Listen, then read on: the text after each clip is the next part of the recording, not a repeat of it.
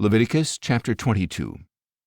Then the Lord said to Moses, "Tell Aaron and his sons to treat with respect the sacred offerings that the Israelites have consecrated to me, so that they do not profane my holy name. I am the Lord. Tell them that for the generations to come, if any of their descendants in a state of uncleanness approaches the sacred offerings that the Israelites consecrate to the Lord, that person must be cut off from my presence. I am the Lord. If a descendant of Aaron has a skin disease or a discharge, he may not eat the sacred offerings until he is clean.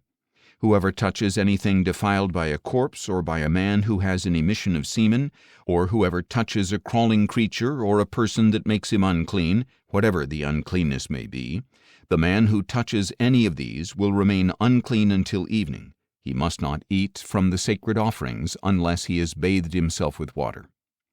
When the sun has set, he will become clean, and then he may eat from the sacred offerings, for they are his food. He must not eat anything found dead or torn by wild animals, which would make him unclean. I am the Lord. The priests must keep my charge, lest they bear the guilt and die because they profane it. I am the Lord who sanctifies them. No one outside a priest's family may eat the sacred offering, nor may the guest of a priest or his hired hand eat it. But if a priest buys a slave with his own money, or if a slave is born in his household, that slave may eat his food. If the priest's daughter is married to a man other than a priest, she is not to eat of the sacred contributions.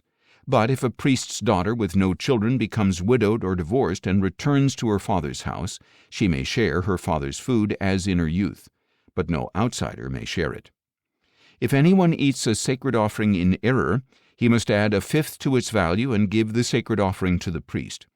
The priests must not profane the sacred offerings that the Israelites present to the Lord by allowing the people to eat the sacred offerings and thus to bear the punishment for guilt. For I am the Lord who sanctifies them. Then the Lord said to Moses, "Speak to Aaron and his sons and all the Israelites, and tell them, any man of the house of Israel or any foreign resident who presents a gift for a burnt offering to the Lord, whether to fulfill a vow or as a freewill offering, must offer an unblemished male from the cattle, sheep, or goats in order for it to be accepted on your behalf. You must not present anything with a defect, because it will not be accepted on your behalf.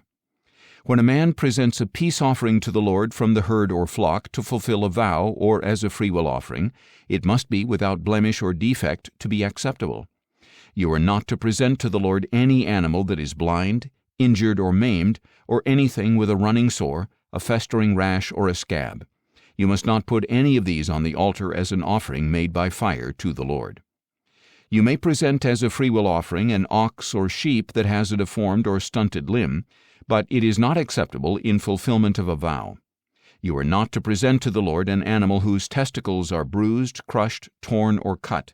You are not to sacrifice them in your land. Neither you nor a foreigner shall present food to your God from any such animal. They will not be accepted on your behalf, because they are deformed and flawed." Then the Lord said to Moses, "When an ox, a sheep, or a goat is born, it must remain with its mother for 7 days. From the 8th day on it will be acceptable as an offering made by fire to the Lord.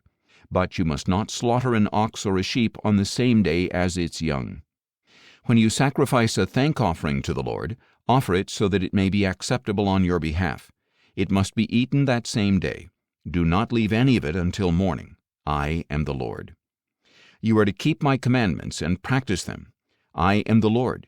You must not profane my holy name. I must be acknowledged as holy among the Israelites. I am the Lord who sanctifies you, who brought you out of the land of Egypt to be your God. I am the Lord.